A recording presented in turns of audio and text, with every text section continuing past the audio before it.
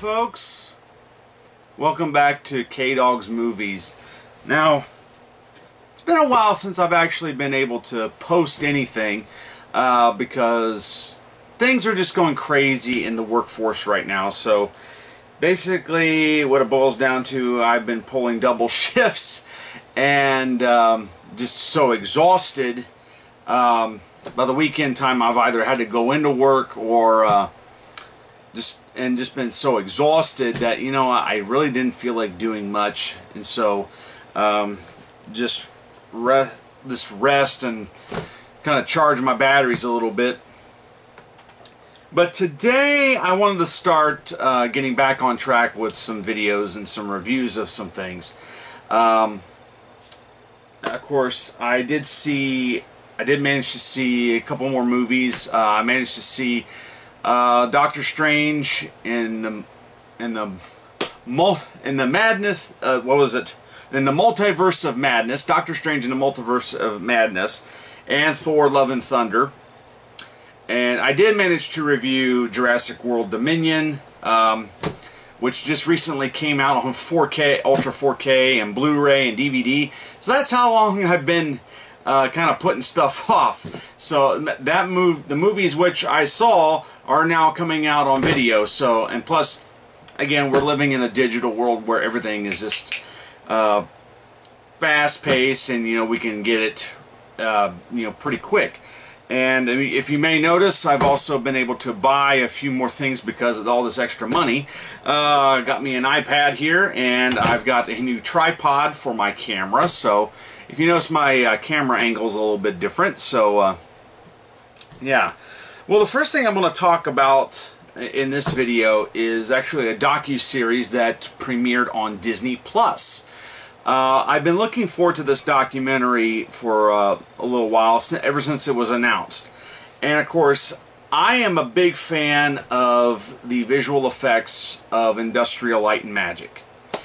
And of course, many other people are. I mean, when you think visual effects, you think Industrial Light and Magic. You think that's when people get into visual effects, like they want that as a career. They want to try to get a job mostly at ILM. If not ILM, it's Weta Digital. So those are the two powerhouse visual effects houses in the world. So but we're talking specifically about Industrial Light and Magic, and now that's all Lucasfilm, and now that's owned by Disney. And so Disney thought it would be a good idea, and it's a good idea to actually produce a documentary on Industrial Light and Magic, the visual effects house, since they own it, and it's been changing the way movies are made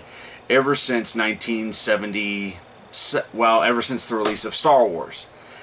And it kind of harkens back to me the way that the film Waking Sleeping Beauty was, which was all about Walt Disney feature animation. Well, this docuseries titled Light and Magic premiered on Disney+.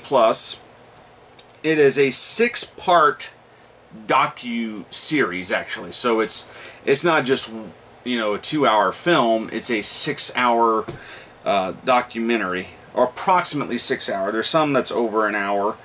Some episodes it's over an hour. Some episodes it's just under an hour. But it's a docu-series that I tended to binge watch because I'm such a big fan of the visual effects house, and it's really interesting. I wanted to know specifically about the history of the company and how they achieved a lot of the older effects. Okay, we all know kind of, when a new movie comes out, we know they let us see the movie, and if it has a visual effect in it, we see the movie, and then, you know, a couple months later, then they show us how they did that. Okay, Like for example, in the new Doctor Strange Multiverse of Madness, there's a big scene in which Doctor Strange and the character of America puncture through and go through the different multiverses. And there's one that a multiverse is nothing but water. There's one that's where they turn into paint. There's another one where they turn into like a comic book world, and it just goes on and on. And when they let you see the film first, and they release either a video, a behind the scenes video, or they release an article explaining how they did that trick. Well, in Light and Magic, the 6-part docuseries talks about the history of industrial light and magic and the progress and the technological advances that they have made over the past close to 50 years. And so the company was founded in 1975. George Lucas was in the process of, he had begun the pre-production process of Star Wars, and he realized that he needed a company that specifically did visual effects. Because at the time, in the 1970s, yes, there was effects films, but the studios, in the past, the studios did the visual effects, okay? They had their own special effects departments and visual effects departments, and by the time Star Wars was coming about, the Hollywood system was crumbling at the seams, and so the studios were getting rid of their special effects departments. They were going away. And George Lucas realized, hey, because the studios are not going to allow me to, bring back their special effects departments, I need to create my own visual effects department. And so with that, he created Industrial Light and Magic. He hired some people right off the bat. Well, he hired like 1 or 2 people, and the first person he hired was a man by the name of John Dykstra. John Dykstra was working with Douglas Trumbull. George Lucas originally wanted Douglas Trumbull to do the visual effects on Star Wars. But there was a little issue because Douglas Trumbull was busy doing another film, which was Close Encounters of the Third Kind for George Lucas's best friend, Steven Spielberg. And with John Dykstra unable to work on Star Wars, he was working on Close Encounters, but Douglas Trumbull was decent enough to say, hey, I know a guy, he's great, he's just as good as me, he knows what to do. It's this guy by the name of John Dykstra. And so John Dykstra was hired, and he became the visual effects supervisor on the first Star Wars film. And at that point, it became a situation where, hey, I know a guy, they got hired, and then that guy knew another guy that could do this, and he got hired, and it quickly grew to they had a staff of a number of people that could do visual effects. And so that's how it all started, and its humble beginnings. And how they got the name Industrial Light and Magic was this basic, in the circumstances that the way they were doing things, the company was in a industrial park warehouse, an abandoned industrial park warehouse, so that made it industrial, and they were using light, to shoot through celluloid, and they were using light in about everything that they were doing, and lighting a shot or projecting a light through a filmed image to create some lighting effects or whatever. But what they were doing was creating magic. So industrial light and magic. That's where it comes from. So this 6-part series dives into pretty much each stage of ILM as a company, and that's what they call it for short. And so the first episode is called A Gang of Outsiders.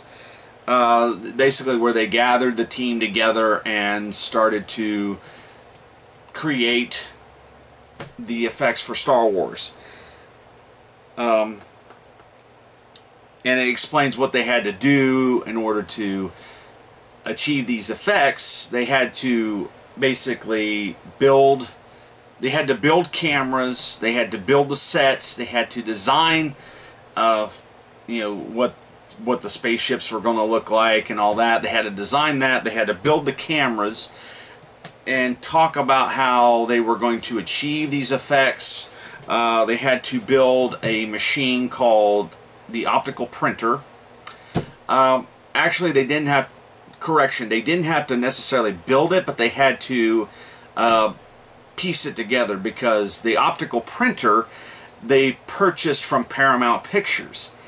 And one of the movies that optical printer, the effects that optical printer did, was the 10 Commandments from Cecil B. DeMille back in 1956. They got that optical printer and had to repair it, make some modifications to it in order to achieve what they wanted to do for Star Wars.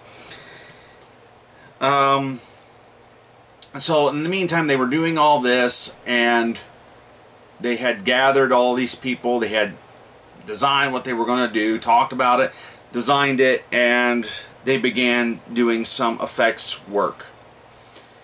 And by that time, George Lucas was off in England filming Star Wars. He's doing principal photography, and he has no clue what his effects team back in Van Nuys, California, where it originated, what they were going to do. He had no idea. And so he's hoping to have all these effects by the time he comes back from the UK. That leads us into episode 2 of the series, called On the Bucking Bronco. When George Lucas comes back, he is furious, because by that time there is only 2 shots completed that was even so much as usable, and they are in the final Star Wars film. And it is the shot of a turret gun rotating, and I forget what the other shot was.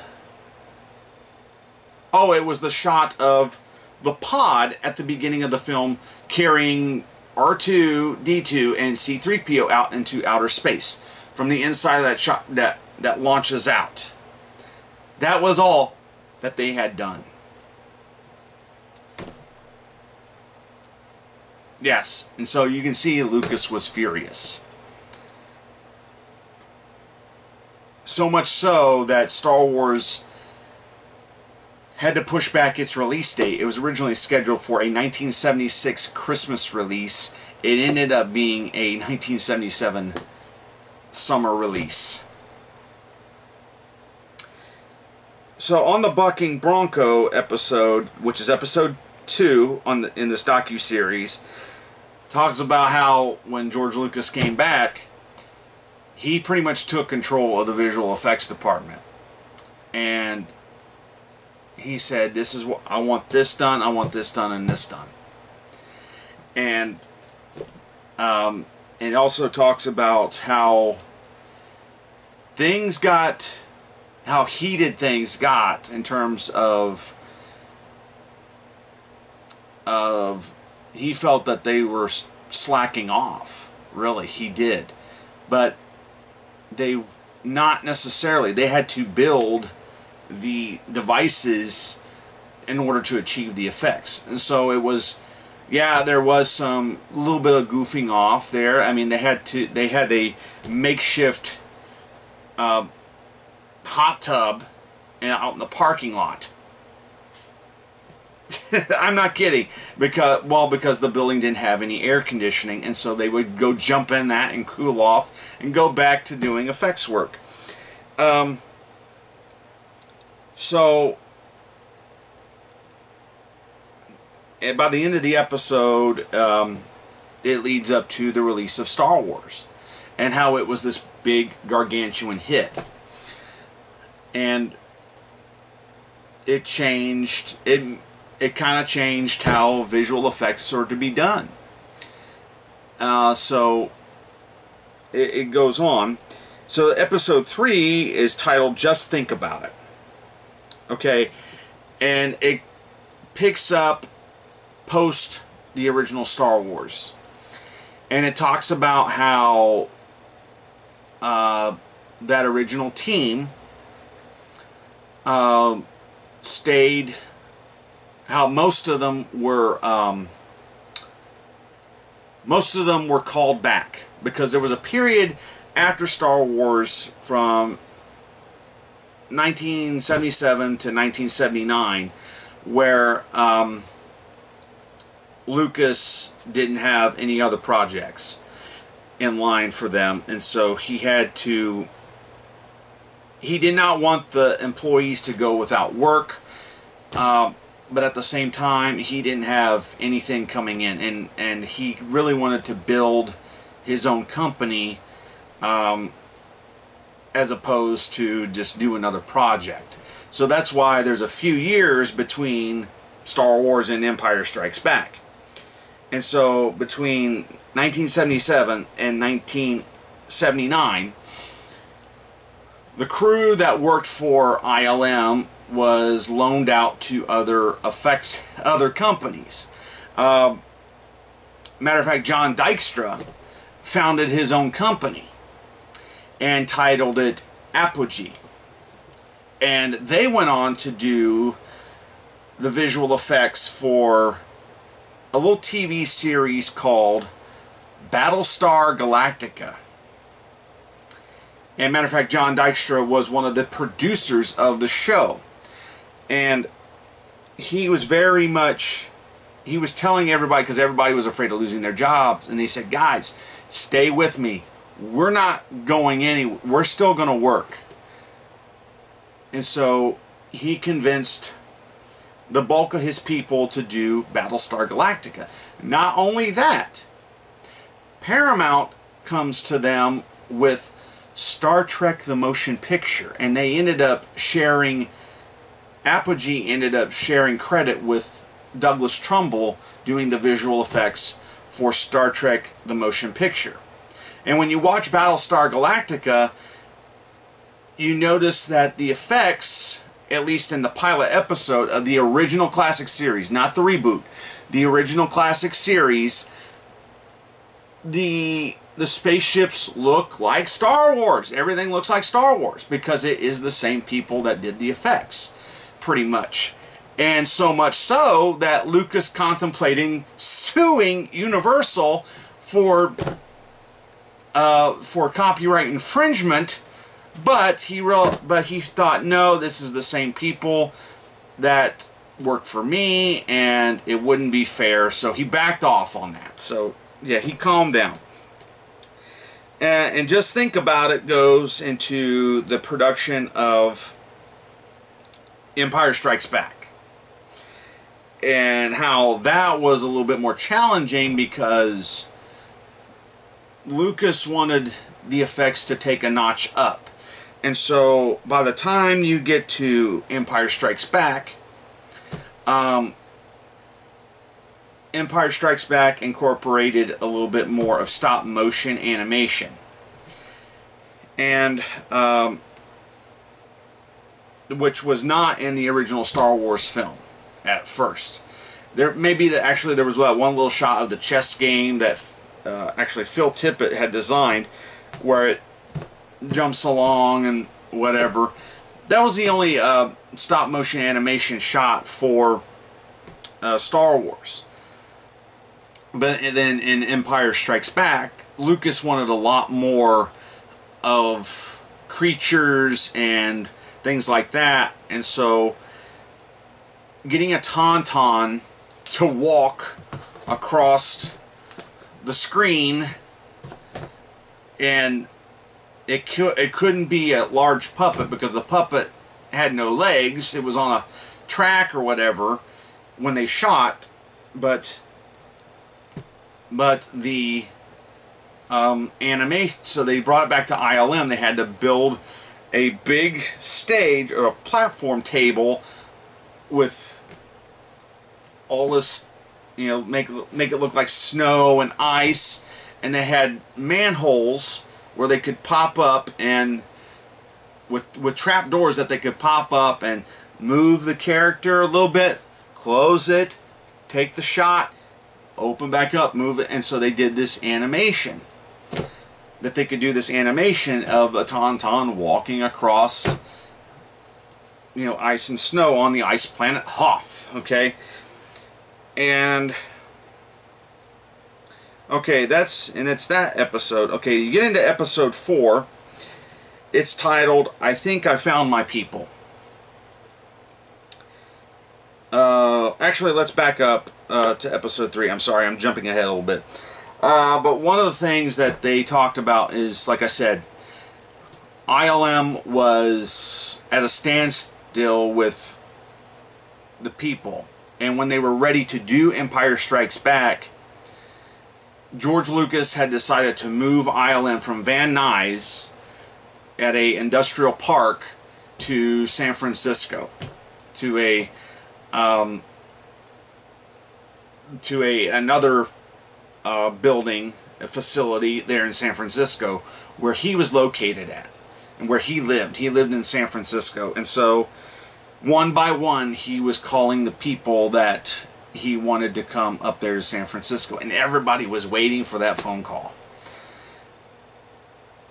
except for pretty much all of them except for one got a phone call. And that was John Dykstra, who did not get that phone call. And you can tell when he gives the interview, he was brokenhearted. Because he loved that crew. He loved those people. He wanted to be with them. He wanted to be a member of the club. But what he did, but Lucas was still bitter about what he did in the beginning during Star Wars. He felt that that was kind of a sour taste in his mouth to allow him to continue. And so John Dykstra maintained working at Apogee throughout the 80s and early 90s. ILM took off as well. So, yeah, it's this docuseries is about people, the people that worked on these films. And episode 4, now, I Think I Found My People, talks about the production of Return of the Jedi, and how, again, the effects went up and up in terms of quality and continuing to change things. But and it also talked about some of the other films that they worked on, because at that point in time Lucas had begun to open up the company to other filmmakers. At first it was George Lucas's friends, and so the first person to really step into that was outside of Lucas's canon, but still friends, but was a close personal friend with him, and that was Steven Spielberg. And so Steven Spielberg comes into ILM, and the first thing he does with ILM is Raiders of the Lost Ark. And it talks about the production of that. You know, with the visual effects supervisor on that was Richard Edlund. and how he had done the shot at the end with the melting faces and the exploding heads and the ghosts flying out of the ark, and the lighting effects and that's shooting out and things like that. And then that would continue with Poltergeist, which also Richard Edlund supervised. Yeah, he supervised Poltergeist, using similar effects but also different effects. And he explains how he did the house, how he did the shot of the house crumbling at the end of the film, and how that's a pretty impressive effect. And how he got to achieve that is they had built the miniature of the house, and it was probably about the size of this table, maybe bigger. Okay, and then he had a huge vacuum tube, or they had a huge funnel like tube, and I think it did some vacuuming, and they had everything attached to piano wire. And of course the house is like upside down like this. Everything is pointing down. The camera's right here looking at it. And so they had the piano wire, and they took 2 shotguns at the opposite end, fired the shotguns, pulled the debris through the tube, and of course you film that at a higher rate of speed. It looks like the house is being just crumbled.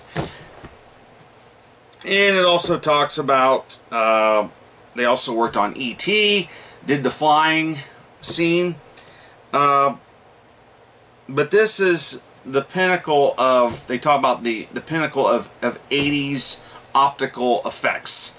That's pretty much in the 80s, and it pretty much came to a standstill, because one of the things that they talk about is in the 80s, you know, they had Steven Spielberg came in, and then they brought on Robert Zemeckis, and there was other, like, then Leonard Nimoy, and then there was several other people, because ILM had worked on the bulk of the Star Trek films. If you go look at all the Star Trek movies, ILM has appeared. They haven't worked on all of them, but they have worked on most of them. So if you look, even J.J. Abrams' Star Trek, the first one that he did and the second one he did, ILM worked on it. And even the other films with William Shatner and Leonard Nimoy, ILM worked on those. But by this 4th episode, they talked about, okay, we pretty much reached a pinnacle with the optical effects, but the thing was, all these directors were coming in and they were bringing brand new challenges in saying, okay, I want this done and this done and this done for this particular movie, and they're scratching their heads like, I don't know if we can do that yet. And so that leads us into episode 5, called Morphing, spelled M-O-R-F-I-N-G. And then that's when they talk about how ILM in the 80s had dipped their toes into digital filmmaking, and that how they created digital effects for The Abyss and Willow, and also young Sherlock Holmes. Willow had that famous morphing scene in which the sorceress Finn Rizal changes from a goat to an ostrich to a turtle to a tiger to a woman. Okay, that was all done in the computer. It was not animated by any means, but it was called morphing, in which it would transition. But also they had to put in some practical things as well. So they had to build some puppets. They had to build some puppets, like when the goat turns into the ostrich and it grows the neck out. That was done by a puppet. Then it changes into a full-blown ostrich. And so, in order to do the transitional phase, they had to create this puppet that looked like a goat on all fours, but when they pulled some rods back, it stretched the neck and it would kind of look odd. And also the same with when it turns from the turtle to the tiger.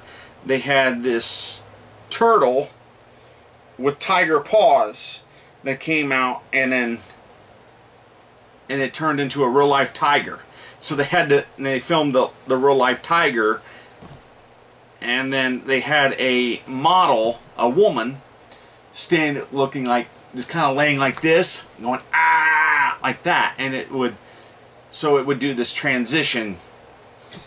And yeah, it was a pretty impressive effect at the time.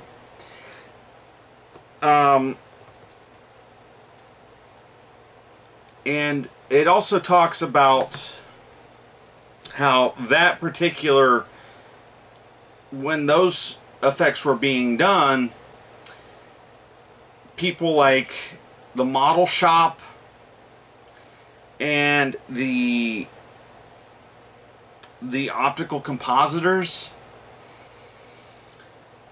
they were kind of, especially the model shop, they were very resistant to those sort of things, because they were going, you're taking our jobs away and you're giving it to these people and to these geeks sitting behind a computer. Yeah, and so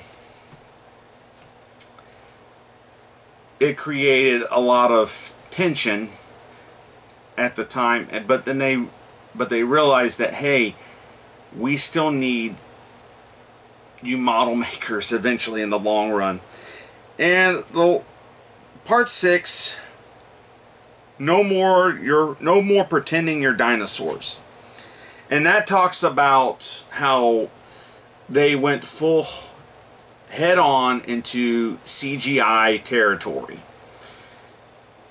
And that talks about from Jurassic Park to present day visual effects, and how, again, how that created a lot of tension between the people who wanted to do things the old analog way and the people who were doing the digital stuff.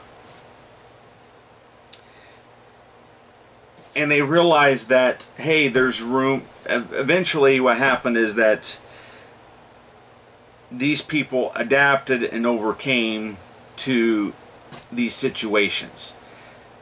And even still, ILM is one of the top visual effects houses in the world.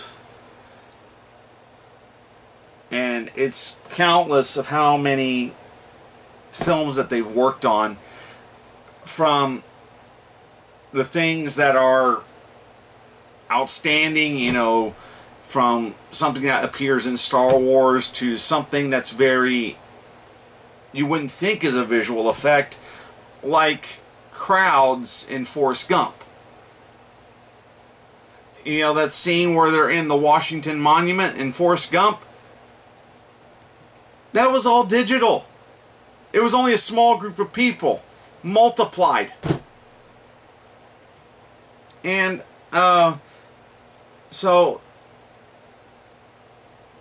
yeah, ILM has been at the forefront of visual effects ever since their inception. Now, what do I think of this documentary? It's a really well-made documentary. It's produced by Ron Howard and Brian Grazer with Kathleen Kennedy and, of course, Disney.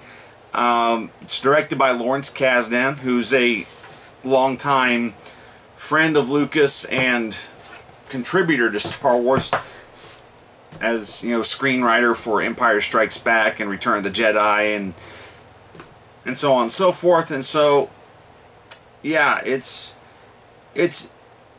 was a very well made documentary, of course docuseries actually. Some people may find it a little boring. I didn't. Of course, the thing is, I grew up watching most of those movies, and it amazes me what they have done on the screen. I mean, from their optical work to their digital work, it still blows me away. You know, to what they achieve on screen. Still, I think one of the most impressive things that they ever did was Who Framed Roger Rabbit. Now that's a completely analog movie. I mean, it's completely analog. They did that using the optical printer. They hired a top-notch film animator in Richard Williams to do these brilliant cartoons. Matter of fact, he drew Mickey Mouse. They put Mickey Mouse and Bugs Bunny and this is what's really strange, is that you see that's two characters from competing studios in the same film. But anyhow, when you see that and combine that with the live action, that was done in the optical printer. And it still blows my mind how they did that, because you believe that Bob Hoskins grabs a hold of Roger Rabbit and is pulling him and stretching him through the door, or the scene where he goes inside the desk and comes out and goes, "Get out of there!" and you believe all that. So and then you look at, again, Forrest Gump, you know, Tom Hanks talking to JFK, who was dead by that time for 30 years. So yeah, it's not going anywhere. I mean, it's just going to continue to advance forward. The controversial things now that we have to worry about with visual effects is that they're now bringing back dead actors. And does that cross moral lines? Should they do that? I know a few years ago there was talk about a film, I don't know if the film is still in production, with James Dean. And I know several actors and producers have said, don't do that, please. Stay away from... Why don't you hire an actor that's a good actor to play that part? You don't need to get the likeness of James Dean. Now, I understand a little bit with Star Wars, like with Rogue One, they had to bring back Grand Moff Tarkin, and they wanted to use Peter Cushing. That was Peter Cushing that played that part. Well, they had to get permission from his estate. Somebody from another film had the molds from a makeup that he had done, special effects makeup that he had done. They took those molds, scanned it into the computer, and there you go. You had the likeness of Peter Cushing with a different actor doing the voice. But people were a little bit more forgiving to that, because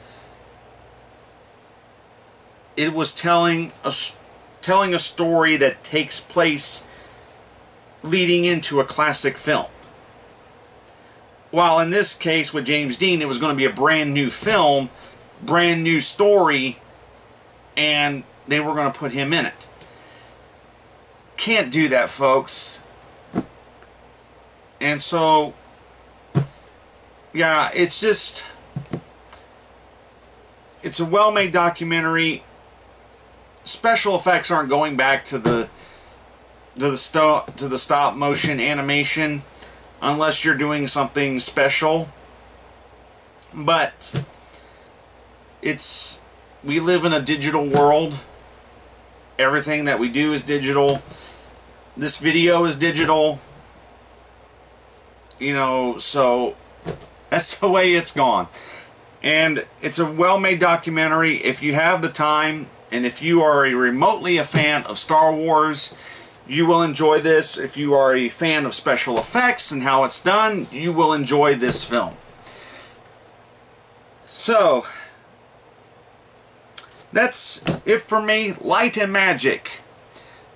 It's only available on Disney Plus, so dial up your Disney Plus and check it out. So, from me to you, see you later.